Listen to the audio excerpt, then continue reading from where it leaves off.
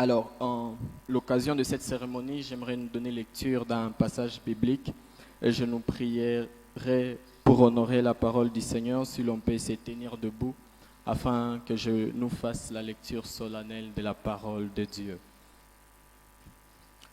Nous allons lire Jean chapitre 2, le premier verset jusqu'au 9e verset. Je nous donne la lecture solennelle de la parole de Dieu au nom de Jésus. 3 jours après, il eut noces à Cana en Galilée. La mère de Jésus était là, et Jésus fit inviter aux noces avec ses disciples. Le vin ayant manqué, la mère de Jésus lui dit, « Ils n'ont plus de vin. » Jésus lui répondit, « Femme, qu'y a-t-il entre toi et moi? Mon heure n'est pas encore venue. » Sa mère dit au serviteur, « Faites ce qu'il vous dira. » Or, il y avait 6 vases de pierre destinés aux purifications de Juifs et contenant chacun 2 ou 3 mesures. Jésus leur dit, remplissez d'eau ce vase, et ils le remplirent jusqu'au bord. Puisez maintenant, leur dit-il, et portez-en à l'ordonnateur du repas. Et ils en portèrent. Le verset 9, enfin, quand l'ordonnateur du repas eut goûté l'eau changée en vin, ne sachant pas d'où venait ce vin, tandis que le serviteur qui avait puisé de l'eau le savait bien, il l'appela l'époux. C'est la parole du Seigneur. Amen. Vous pouvez vous rasseoir.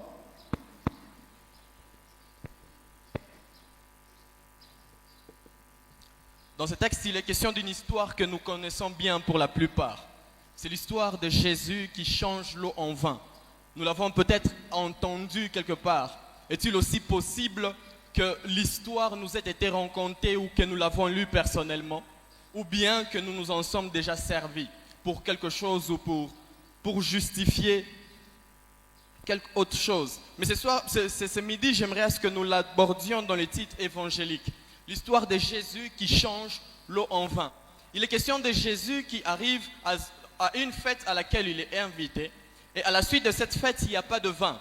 Et la Bible dit que la mère de Jésus-Christ va aller auprès de Jésus et va lui faire signe. Il va signaler à Jésus qu'il n'y avait pas de vin. Pourquoi lui fait-il signe donc? Pendant que nous savons que Jésus n'était pas vigneron, il n'a jamais cultivé de vignes. Nulle part dans la Bible on a mentionné que l'homme de Jésus-Christ a eu à faire une activité qui a trait à la vigne. Mais la Bible dit que puisqu'il n'avait pas de vin, Jésus, étant fils de Marie qui savait son fils, était allé voir Jésus afin de lui faire cette proposition.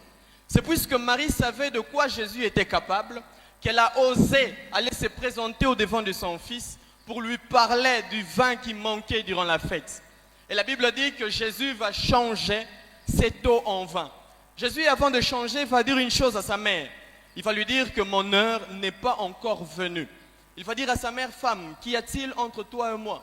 Mon heure n'est pas encore venue. Lorsque Jésus parle de son heure, il est évident que Jésus ne parle pas de son temps pour faire le miracle. Puisque nous savons que Jésus-Christ, après le passage dans le désert et après le baptême, c'était son temps pour son œuvre, c'était son temps pour accomplir le miracle. Mais à chaque fois que la Bible fait mention de l'heure de Jésus-Christ, la Bible fait référence à sa mort et à sa résurrection. La Bible fait référence à sa glorification. Selon qu'il est écrit dans le livre de Jean, chapitre 7, qu'on ne put saisir Jésus-Christ pour le tuer parce que son heure n'était pas encore venue. Ça veut dire que par ce texte, Jésus prétend que le miracle que nous avons l'habitude de lire, de rencontrer, ces miracles que nous savons par cœur, où Jésus finit par changer l'eau en vin, c'est un miracle qui est contenu dans l'heure du Seigneur. Jésus dit que lorsque mon heure sera venue, ce qui est eau deviendra vin. Jésus dit, lorsque je m'en serai allé vers le Père, par le processus de la mort, c'est alors que l'eau deviendra vin. Jésus dit que la transformation, le processus de transformation de l'eau en vin est un processus passable et qui peut réussir que lorsque mon heure sera arrivée. Amen. Alors Jésus, après qu'il ait répondu cela à sa mère, il a quand même changé l'eau en vin. Il a quand même changé l'eau en vin puisque sa mère a insisté. Sa mère a demandé au serviteur qui était à l'extérieur de remplir le vase et de lui présenter à Jésus-Christ. La question qu'on se pose ce midi, pourquoi Jésus a-t-il changé l'eau en vin à la fête juive.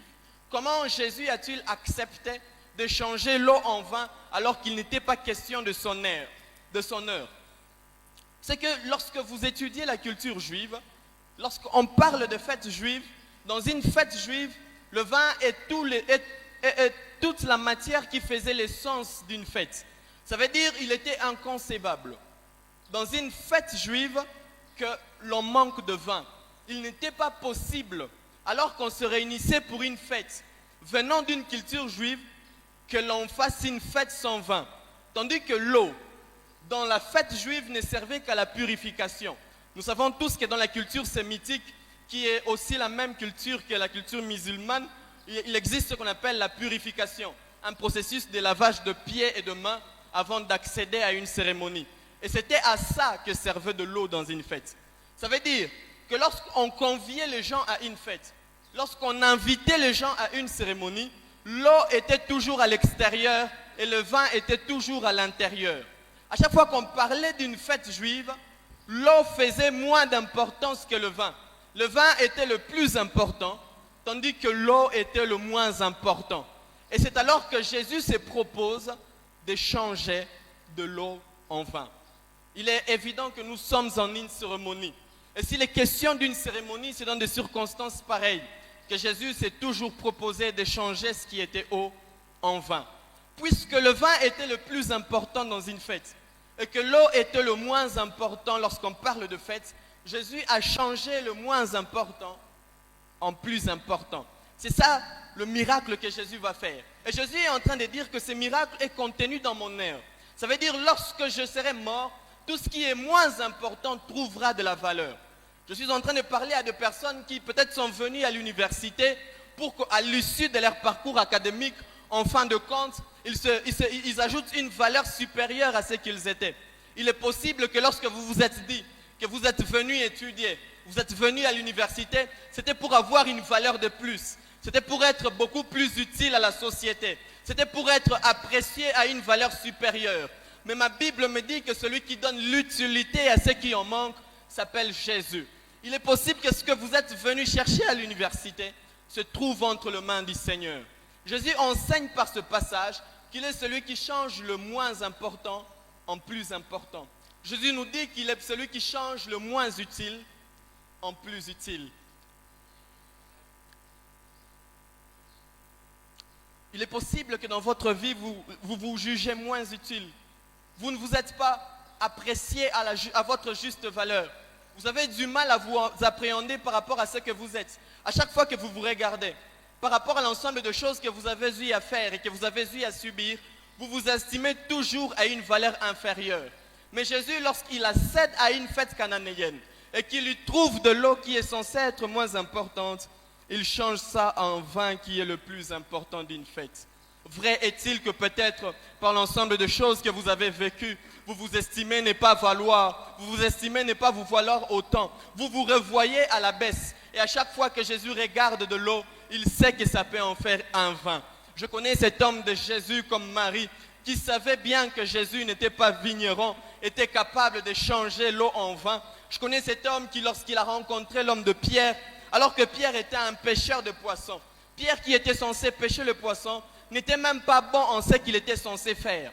La Bible raconte l'histoire de Pierre qui, allant pêcher, n'a pas su trouver, n'a pas su avoir de prise, n'a pas su avoir une grande quantité de pêche. Mais la Bible dit que lorsque Jésus l'a croisé, il a fait de lui un pêcheur d'hommes. Jésus est le seul qui peut nous estimer en une valeur supérieure.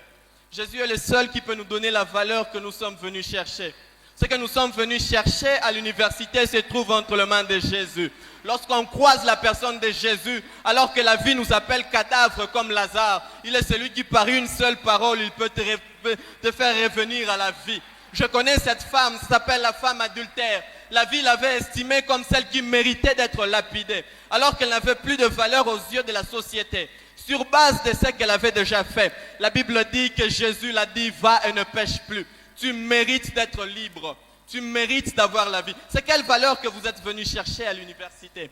Il est possible qu'en venant à l'université, vous vous estimez qu'à la fin de cette université, ce parcours académique, vous serez quelqu'un. Ce que vous cherchez se trouve entre les mains de Jésus. Alors, pendant que Jésus veut transformer l'eau en vin, Jésus donne un ordre. Il dit, remplissez ces vases d'eau. Et la Bible dit que les serviteurs vont prendre 6 vases.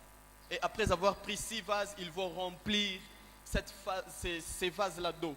Et la Bible dit que Jésus n'a jamais dit que l'eau devienne vin. Jésus, juste en contact avec le serviteur qui avait fait cet ordre, il a envoyé ses serviteurs à l'ordonnateur du repas. Et la Bible dit que lorsque l'ordonnateur du repas a goûté, il s'est rendu compte que c'était du bon vin. Il s'est rendu compte que le vin que Jésus avait extrait de l'eau était meilleur que le vin ordinaire. Il s'est rendu compte que l'utilité que Jésus avait donnée à l'eau était supérieure aux valeurs que nous estimons utiles dans ce monde. Il s'est rendu compte que la valeur que Dieu avait accordée à ce qui n'avait pas de valeur était beaucoup plus supérieure que la valeur qu'on peut s'accorder en la cherchant de quelque part. Je suis venu dire à quelqu'un que c'est midi, que la valeur que Dieu va vous accorder est beaucoup plus supérieure que la valeur que vous pouvez vous avoir de quelque part d'autre. La valeur que Dieu peut vous donner peut être estimée au-dessus de ce qui est plus valeureux dans ce monde. Lorsque je lis ma Bible, la Bible me dit qu'à la fin du monde, il y aura une anse à laquelle le vin sera servi. Vous savez, dans la culture juive, on ne parle pas de fête sans parler de vin, tandis que l'eau reste toujours dehors. Et la Bible dit que Jésus, ce jour-là, a pris de l'eau et il a fait de cette eau-là du vin. Or, lorsqu'on parle du vin, on parle de l'essence qui sera présente à l'annonce de l'agneau. Lorsque Jésus vient donner la valeur à de l'eau, il donne à de l'eau la valeur de ce qui sera même dans le futur. Ça veut dire que lorsque Jésus vient donner la valeur à votre vie, il vous donne d'être utile même après votre mort. La valeur que Jésus peut vous accorder est une valeur qui s'élève au-dessus du royaume de la terre. Cette valeur va jusque dans le royaume des cieux. Lorsqu'on parle de la fin du monde, on parle du vin qui sera servi. Il est possible que dans votre vie, vous vous estimez être l'eau. Mais si Dieu vous transforme en vin, vous devenez ce qui sera servi même à la table du roi. Ça veut dire que Dieu peut vous rendre utile même à la fin de votre mort. Il est possible que vous pouvez être utile sur cette vie. Mais l'utilité que Jésus-Christ accorde va au-delà de la vie sur terre, va au-delà de la respiration physique, va au-delà du mouvement du corps. Ça fait qu'après votre mort, vous serez utile à la louange et à l'adoration au ciel. Et lorsque Jésus change de l'eau en vin, sans matériel chimique, sans utiliser un réactif. Vous savez, à l'époque, c'était la méthode artisanale, la méthode par laquelle on faisait ce qu'on appelait de la fermentation alcoolique. Et selon la science, c'est un processus qui peut artisanalement prendre autour de 2 à 3 semaines, et voire même quelques mois. Et la Bible dit que Jésus-Christ, il ne l'a changé qu'en un seul instant. En un seul instant, ce qui était de l'eau est devenu du vin. Lorsque j'étudie la chimie me dit que l'eau et le vin sont 2 substances différentes. Sont 2 substances qui ne peuvent pas être égalisées. Ça veut dire qu'on ne peut pas faire de l'eau vin sans l'apport d'un matériel externe. Il est impossible de quitter à ce qui est de l'eau, le transformer en vin sans pour autant utiliser d'autres réactifs. Mais Jésus a changé ce qui était eau intrinsèquement en vin intrinsèquement. Jésus nous enseigne par ce miracle qu'il est capable de changer ce que vous êtes intérieurement. Vous savez, il est possible que vous vivez des circonstances où le problème c'est vous-même. Vous vous êtes rendu compte que la plupart des choses que vous traversez, le problème n'est pas ce que vous faites, le problème c'est ce que vous êtes. Vous vous êtes rendu compte que vous irez mieux si vous cessez d'être ce que vous êtes. Le problème en fait c'est vous. Vous êtes buté à des circonstances où la solution c'est que vous changez. Où en fait il n'est pas question des habitudes. Vous vous êtes corrigé maintes fois. Vous avez même promis. Vous vous êtes donné des exercices. Vous vous êtes dit, cette fois-ci, je vais arrêter avec ceci. Il est possible que vous vous êtes déjà dit cela. Cette fois-ci, je ne veux plus faire ceci. Cette fois-ci, je vais arrêter. Mais vous vous rendez compte que vous revenez sur la même chose que vous avez promis de ne pas faire parce qu'il est question de vous et pas de ce que vous faites. Mais la Bible dit que lorsque Jésus a croisé ce qui était eau, il a changé complètement en ce qui était vin. Jésus est capable de vous changer complètement. Jésus est capable de vous modifier complètement. Jésus est capable de faire de ce que vous êtes en quelque chose d'autre. Vous savez, lorsque vous passez à l'université, l'université ajoute sur ce que vous êtes. Mais lorsque vous passez par la croix change ce que vous êtes. La croix vous fait quelque chose d'autre. La croix n'est pas une université où l'on ajoute sur ce qui est. La croix, c'est comme un laboratoire où l'on change ce qui est eau en ce qui est vin. Je ne sais pas, il y a des circonstances que vous traversez. Il y a des choses que vous avez faites. Et vous avez l'habitude, vous avez la volonté de vous en débarrasser. Vous voulez ne plus être vous-même. Vous avez marre de ce que vous êtes. Vous ne voulez plus continuer à être la même personne. Parce que finalement, ce qui vous met en défaveur, c'est ce que vous êtes. Finalement, ce qui fait à ce que vous n'arrivez pas à avoir ce que vous cherchez, c'est ce que vous êtes. Vous êtes rendu compte que le problème, c'est vous. Et ce problème, l'université ne peut pas le régler. Ce problème, la science ne peut pas le régler. Ce problème, la connaissance ne peut pas le résoudre. Seul Jésus peut changer tout ce que vous êtes. Jésus ne peut pas seulement changer vos habitudes, il peut changer votre personne. Il l'a prouvé en changeant de l'eau en vin. Il a pris ce qui était eau et a fait de cela du vin. Il est capable d'en faire avec votre vie. Il est capable d'en faire avec ce que vous êtes. Il est capable d'en faire avec vos habitudes. Et il ne va pas prendre du temps.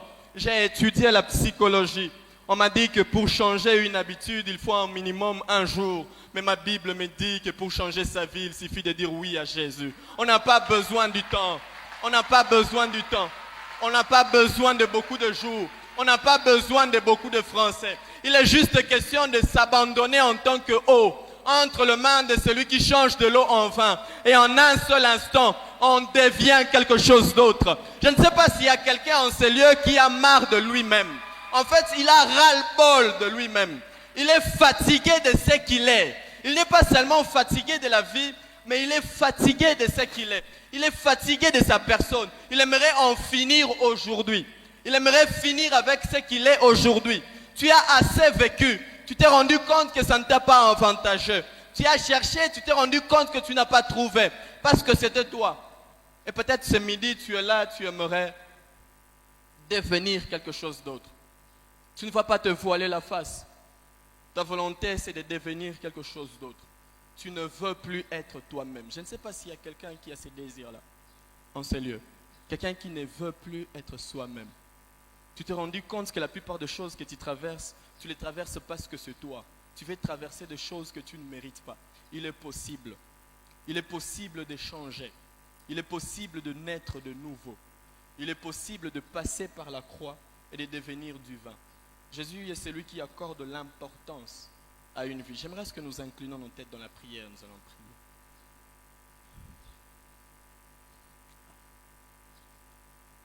J'aimerais prier avec une personne ce midi qui veut donner sa vie à Jésus, qui veut mettre fin à sa vie ce midi. Tu as assez vécu et tu ne veux plus vivre par toi-même. Si tu es là, tu vas juste m'aider à lever ta main et nous allons prier avec toi. Avant de passer ces parcours académiques, avant d'aller à l'université, tu aimerais changer. Aide-moi à lever ta main, nous allons prier avec toi. Est-ce que tu es là? J'aimerais te voir. Nous allons prier avec toi. Tu aimerais donner ta vie à Jésus. Ce que tu veux, c'est devenir du vin. Lève ta main où tu es. Lève bien ta main, j'aimerais te voir. Lève bien ta main, j'aimerais te... Gloire au Seigneur. Nous voulons prier avec toutes ces personnes qui veulent devenir du vin. Qui veulent devenir du vin. Jésus est la seule personne qui peut t'estimer à une valeur supérieure.